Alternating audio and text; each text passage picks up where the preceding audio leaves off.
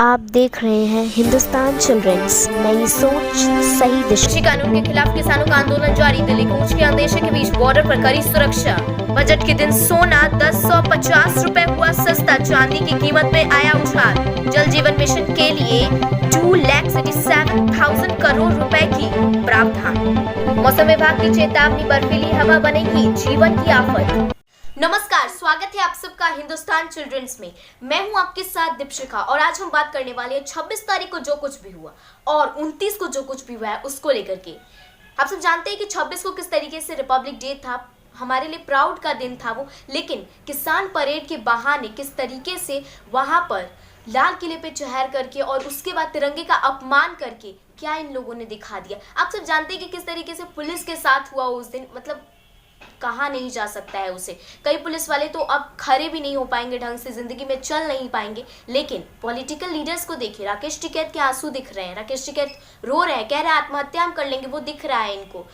जाके उन्हें सम्मानित कर रहे हैं, उनका सहयोग कर रहे हैं, लेकिन पुलिस वाले के आंसू उन्हें नहीं दिख रहे, उनके परिवार के आंसू नहीं दिख रहे हैं।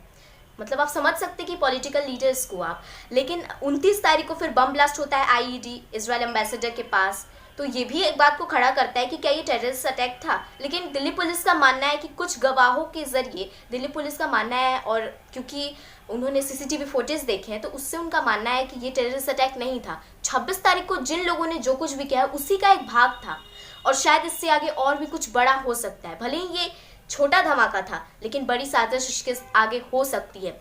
और मैं जानकारी के लिए अपने संवाददाता अभिनव को जोड़ना चाहूंगी। अभिनव, मैं और जानकारी के लिए आपके पास पहुंच रही, क्योंकि जिस तरीके से आपको क्या लगता है कि 26 तारीख को जो कुछ भी हुआ और 29 को जो कुछ भी हुआ, क्या उन दोनों को एक साथ जोड़ना चाहिए? दिल्ली पुलिस का ये टेररिस्ट अटैक नहीं है, तो क्या पार्ट 2 था? ये जो पार्ट 1 26 को हुआ है वो पार्ट 2 29 को हुआ था?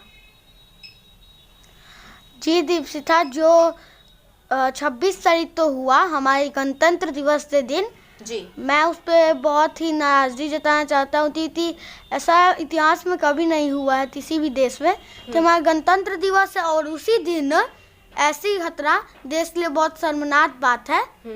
और लेकिन इसके पीछे जो भी होंगे, मैं चाहूँगा कि सरकार उन्हें कड़ी से कड़ी सजा दे। अभिनव, सरकार कड़ी से कड़ी सजा जरूर दे रही है और देगी भी, पुलिस भी दे रहा है, कई लोगों को गिरफ्तार किया गया है, लेकिन क्या इन दोनों दिनों को एक साथ जोड़ना चाहिए? क्योंकि ये टेररिस्ट अटैक नहीं मान रही है दिल्ली पुलिस, क्योंकि उनके पास प्रूफ है। फिलहाल वो प्रूफ दिखाया जाएगा, जांच भी हो रही है। 26 को जो हुआ उसको लेकर के जांच हो रही है, फिर 29 को जो हुआ है उसको लेकर के भी जांच हो रही है। क्या आप कह सकते हैं कि जो 26 को जिन लोगों ने किया था वही 29 को किए हैं?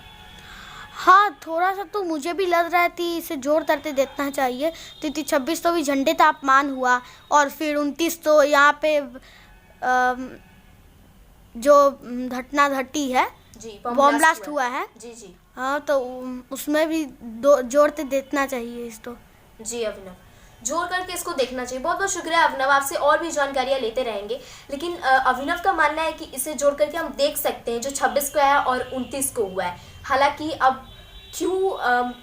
आपको बता देते कि प्रधानमंत्री ने भी किसानों से अपील की है कि आप एक फ़ोन कॉल कीजिए, हम आपसे मिलेंगे और जो कुछ भी यहाँ पे जो भी आपको ये लग रहा है कि कानून सही नहीं है उसमें हम बातचीत करेंगे, बातचीत से इसका हल निकालेंगे।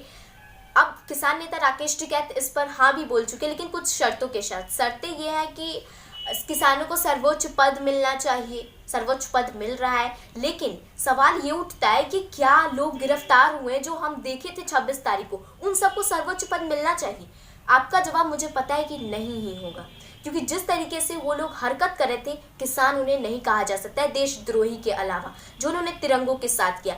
दूसरी बात है उनकी कि जिन लोगों को गिरफ्तार किया गया उन्हें रिहा कर देना चाहिए। मैंने राकेश टिकैत जी से यही पूछना चाहूँगी कि जिन्हें गिरफ्तार किया गया है उन्हें क्यों गिरफ्तार किया गया है? क्योंकि उन्हें देश का अपमान करते हुए, पुलिस का अपमान करते हुए दिखा गया है, इसलिए उन्हें गिरफ्तार किया गया है। आप उनको रिहा करने के लिए कह रहे हैं, आप कैसे कह सकते हैं उनको रिहा करने के लिए? ये मैं सवाल उनसे करना चाहूँगी। हालांकि और भी सारी शर्तें उन्होंने रखी हैं, लेकिन ये बहुत ही इंपॉर्टेंट शर्तें उनकी थी। अब देखा जाएगा कि आगे इन शर्तों पर सरकार क्या करती है, बातचीत से क्या इसकी संभावना निकल आती है, वो देखने वाली बात होगी। लेकिन अब आगे क्या होता है बहुत ही ज़्यादा इंपॉर्टेंट हो जाता है, क्योंकि अब दिल्ली पुलिस मात्र ये कह रही है कि 26 और 29 के बाद कुछ बड़ा हो सकता है। अब ये दोनों को जोड़ के देखना चाहिए, नहीं संभावना जरूर लग रही है। और भी जानकारी हम ऐसे ही देते रहेंगे। तो आज के लिए इतना ही, कल फिर मिलते हैं कुछ नई खबरों के साथ। देखते रहिए हिंदुस्तान चिल्ड्रंस। घर रहिए, सुरक्षित रहिए। नमस्कार।